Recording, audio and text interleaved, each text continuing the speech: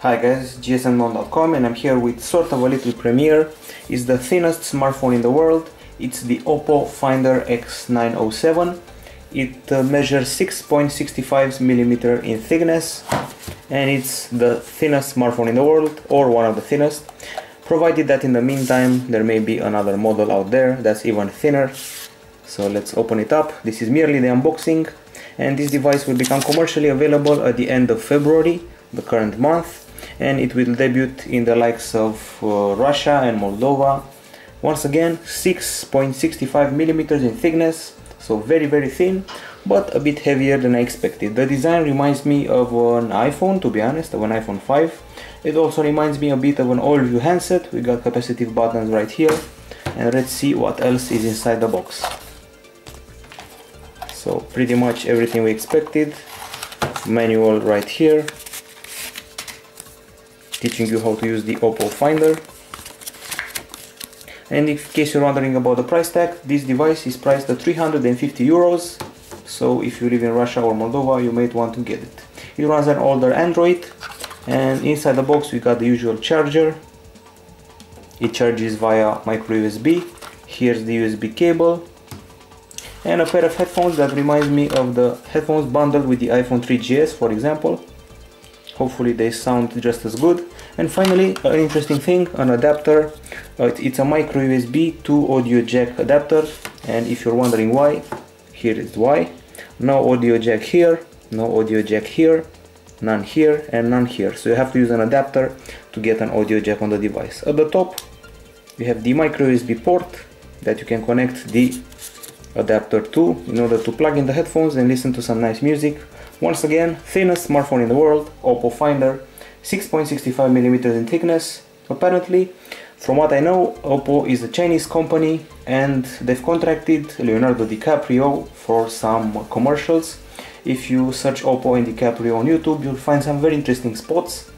So Leo DiCaprio is searching for a certain woman, he uses the phone, there are various episodes of the commercial, and if they're willing to spend that much on promotion, there must be something special about this brand. Okay, so I must tell you that an update for the ice cream sandwich release on this device is in the works, so it may get jelly bean soon. It's made of metal, plastic and glass. It uses a dual-core Snapdragon S3 CPU, 1.5 GHz, also 1 GB of RAM. This screen right here is a Super AMOLED Plus display. The diagonal is 4.3 inches, and here's the app list. At the back we've got an 8-megapixel camera right here with what looks like a dual LED flash. Not sure about it, but I'll look into it. At the front we have a 1.3 megapixel camera. The OS that you're going to see in a minute is customized courtesy of Yandex. Well, Yandex is a search engine in Russia. It's sort of like the local Google. It's got 60% of the search engine market. This device runs Android 4.0.3, as you can see, but there's an update coming soon enough. The buttons of the bottom, the capacitive ones, do not light up as well as they should, if you ask me. What I must say is that the device may be thin, but it's not that light. It weighs 125 grams, so it's heavier than I expected. It will be available in both black and white. So let's see if we can remove the back plastic layer that covers it with the instructions and all that. It's quite adhesive, and here we are, the beautiful handset with the Oppo branding here, speaker right here. Now you can really see how thin it is by looking at it this way. It feels like a half of a chocolate bar or something like it. Here's the beautiful interface. Okay, so continuing the details, this device does 1080p video capture with the camera at the back. It has an Adreno 200 GPU, 16 GB of storage, and the resolution of the screen is 800 over 480 pixels. It has Wi-Fi, Bluetooth 2.0, and it charges via USB. Here's the camera interface, customized as well. We got HDR right here, taking a picture. Reasonably fast when taking pictures.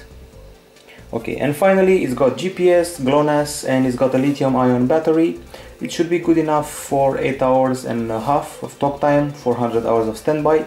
The battery has a capacity of 1500 mAh, and at some point there was a video on the web with this phone being used to nail various nails. It was used as a hammer, so they had the nails like this, and they used the phone to nail in stuff into a wooden plank.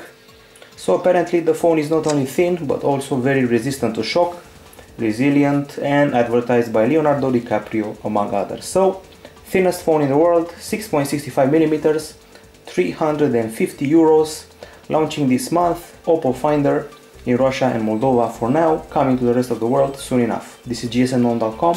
Hope you like the unboxing. We'll be back with more soon enough. Bye bye.